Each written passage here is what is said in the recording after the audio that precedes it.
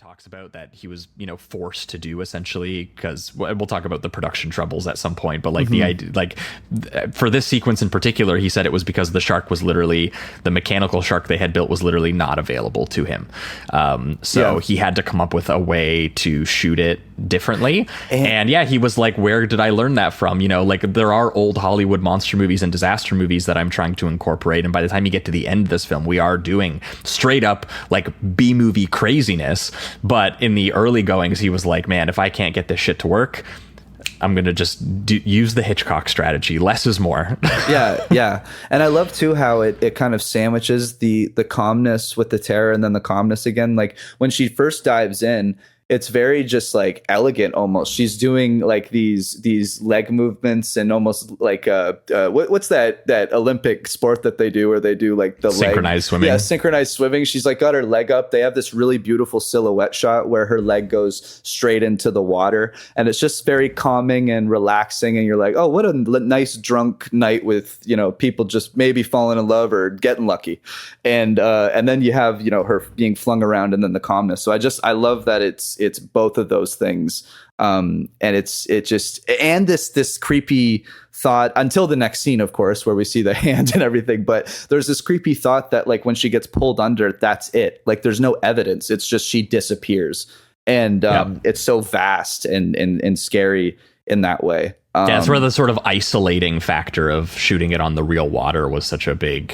thing for them. And I think too, like not showing the shark, even though it was a limitation thing at this time, it's almost better, especially in this introduction, to just show kind of the violence that the shark can do purely on the human body without seeing any creature.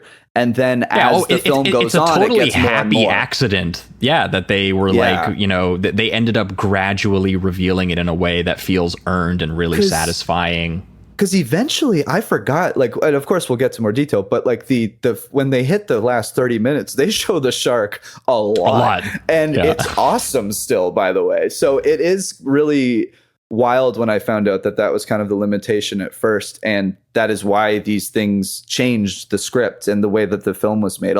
There's actually a lot of happy accidents that happened with this movie to make it as great as it was. Not that it would have been great because Spielberg's behind the wheel regardless, but it all seems like these things amounted to some really good decisions.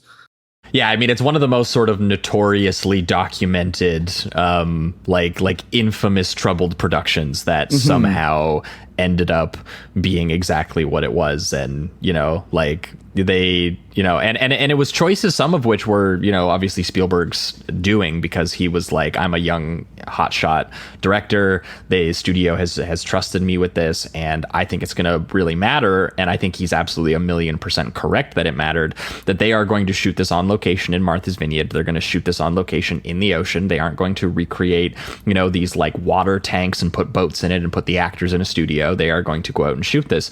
Every single crew member and every single actor probably hated his guts. It probably tripled the budget of the movie, and it's probably at least half responsible for them going, I think it was 100 days or at least 50 days over schedule.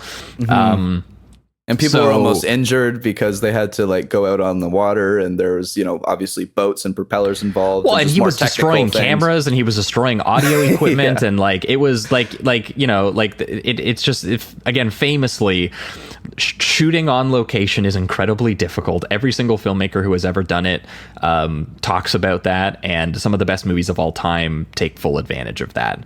And also, you have to throw in with this case, also he was dealing with models and mechanics for the boats and the sharks, which weren't built correctly. And I didn't realize this until I watched the Jaws at 50 documentary recently, because I hadn't read every single sort of production book that I'm sure some of our listeners maybe have. Don't shout at us if we miss any details. This is not a production history show. Yes. But I did not know about the fact that it was the reason the sharks were malfunctioning, at least a big part of it, was because the studio rushed them into making the film in order to get it out faster, and they built it for fresh water.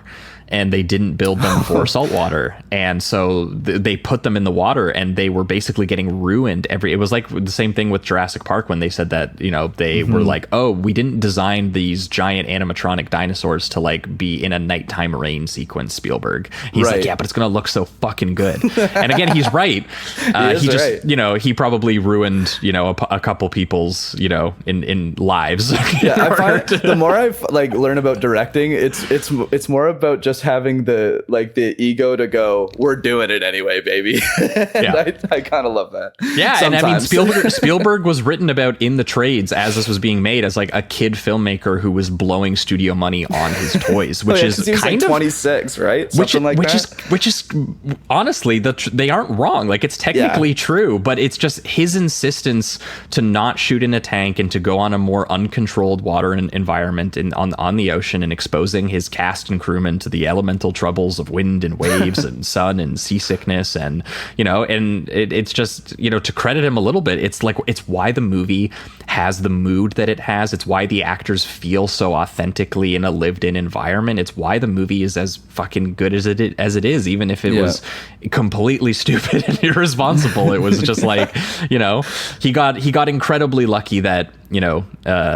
it was the highest grossing movie of all time when it came out, because if it wasn't, you know, we probably would not be talking about Spielberg in the way we're talking about him today. Yeah. I mean, that would have been career ruining. When you see that shark come, like, especially for the first time, when he does the full expose of it coming out of the water and you just see that giant head and everything, it's like having the authentic ocean be there is just, it adds to how terrifying it is. It makes it feel just that much more real. It makes the puppet feel real, that it's in a completely real environment, right? Yeah.